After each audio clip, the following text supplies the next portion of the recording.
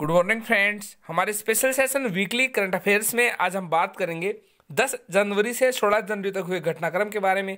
बताएंगे आपको क्या क्या घटित हुआ और समझाने की कोशिश करेंगे एग्जामिनर आपसे एग्जाम में कैसे क्वेश्चन पूछेगा। चलो स्टार्ट करते हैं आज का सेशन। विश्व बैंक ने यानी वर्ल्ड बैंक ने चालू वित्त वर्ष के लिए भारत के वृद्धि दर का अनुमान कितने प्रतिशत लगाया है? इसका आंसर होगा 8.3%। आगे, अंतर्राष्ट्रीय मुद्रा कोष यानी IMF यानी इंटरनेशनल मॉनेटरी फंड ने हाल ही में जिसे नए अर्थशास्त्री के रूप में नियुक्त किया है उनका नाम है पियरे ओलिवियर गोरिचंस। आगे, हाल ही में भारतीय रेलवे ने यात्रियों के खोए हुए सामान को ट्रैक करने के लिए जिस मिशन को लॉन्च किया है उस मिशन का नाम है मिशन अमानत, जो कि रेलवे पुलिस द्वारा शुरू किया गया है। आंध्र प्रदेश सरकार ने अब कर्मचारियों की रिटायरमेंट की एज 60 साल से बढ़ाकर की है, कितने वर्ष कर दी? 62 वर्ष।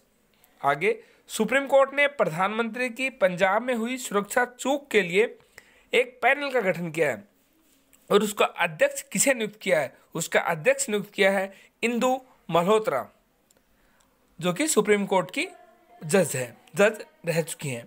आगे, पासपोर्ट स्वतंत्रता को लेकर हेनले पासपोर्ट इंडेक्स 2022 में जिस प्रथम स्थान प्राप्त हुआ है वो देश है जापान एवं सिंगापुर।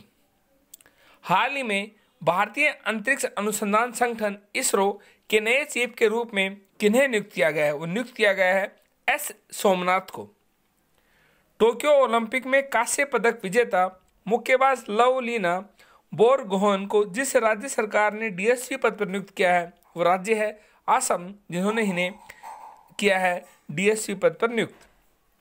अगला प्रश्न, जल संरक्षण प्रयासों में जल शक्ति मंत्रालय की तरफ से जिस राज्य को प्रथम स्थान प्राप्त हुआ वो राज्य है उत्तर प्रदेश। आगे, वह देश जिसने 12 से 15 साल के बच्चों को बूस्टर डोज देने की अनुमति दे दी है वो देश है अमेरिका। आगे, खेलो इंडिया 2023 की मेजबानी किस राज्य को सौंपी गई है? वो सौंपी गई है मध्य प्रदेश को। प्रवासी भारतीय दिवस किस दिन मनाया जाता है? प्रवासी भारतीय दिवस 9 जनवरी को मनाया जाता है। 9 जनवरी को इसलिए मनाया जाता है क्योंकि 9 जनवरी 1915 को दक्षिण अफ्रीका से भारत आए थे महात्मा गांधी जी, इसलिए 9 जनवरी को भारतीय प्रवासी दिवस मनाया जाता है और ये 2003 से शुरू किया गया था 9 जनवरी को मनाना भारतीय प्रवासी दिवस। हाल ही में जिस देश ने 18 साल से छोटी लड़की के विवाह पर कानून बनाकर प्रतिबंध लगाने की घोषणा की है वो देश का नाम है फिलीपींस और उसकी राजधानी है मनीला, जिसने 18 साल से छोटी लड़की के विवाह पर कानून बनाकर प्रतिबंध लगाने की घोषणा की है। अगला प्रश्न, RBI के जिस पूर्व गवर्नर को एशियन इंफ्रास्ट्रक्चर इन्वेस्टमेंट बैंक का उपाध्यक्ष नियुक्त किया है वह उर्जित पटेल। हम आपको बता दें Asian infrastructure investment bank China में है। आगे, विश्व हिंदी दिवस यानी वर्ल्ड हिंदी डे किस दिन मनाया जाता है? वर्ल्ड हिंदी डे मनाया जाता है 10 जनवरी को। वही नेशनल हिंदी डे मनाया जाता है 14 सितंबर को।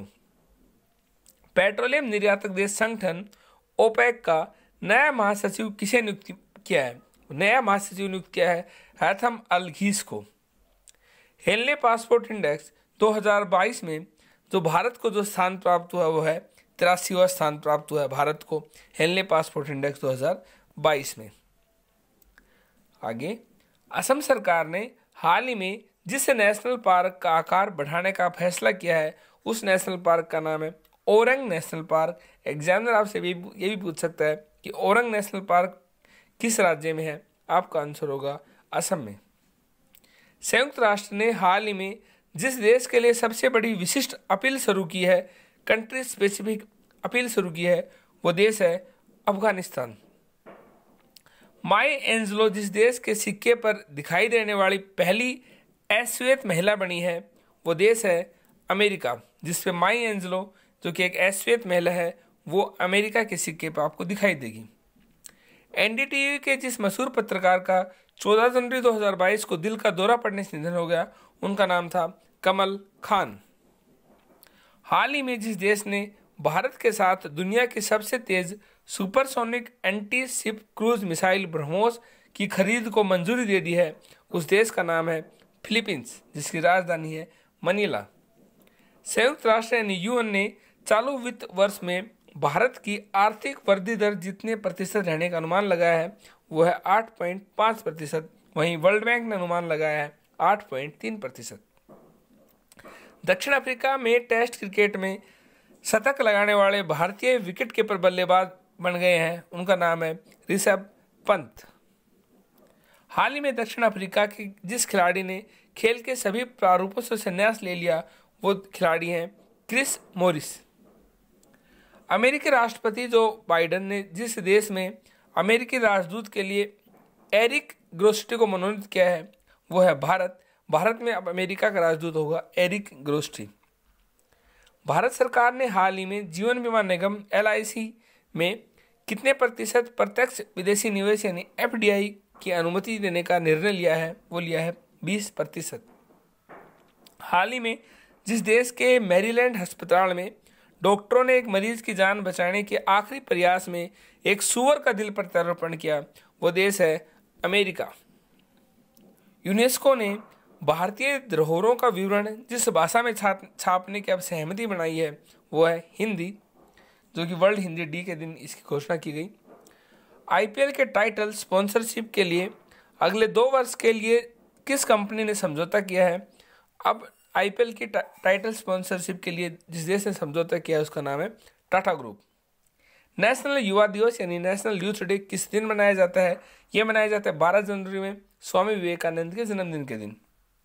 इंग्लैंड के पूर्वी मिडलैंड में जुरासिक काल के कितने करोड़ साल पुराना समुद्री ड्रैगन का जीवाश्म मिला है? ये मिला है 18 करोड़ साल पुराना।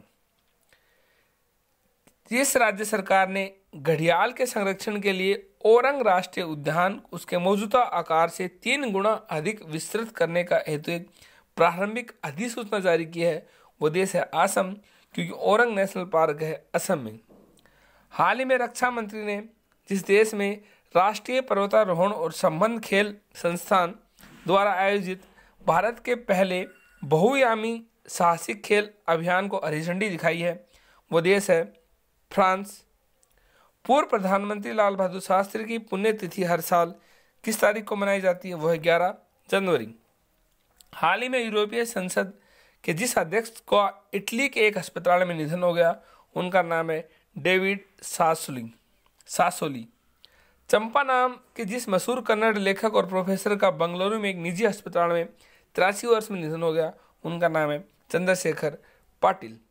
वह राज्य सरकार जिसने कोविड-19 गाइडलाइंस के तहत जल्लीकट्टू के आयोजन को मंजूरी दे दी है। जल्लीकट्टू का आयोजन होता है तमिलनाडु में।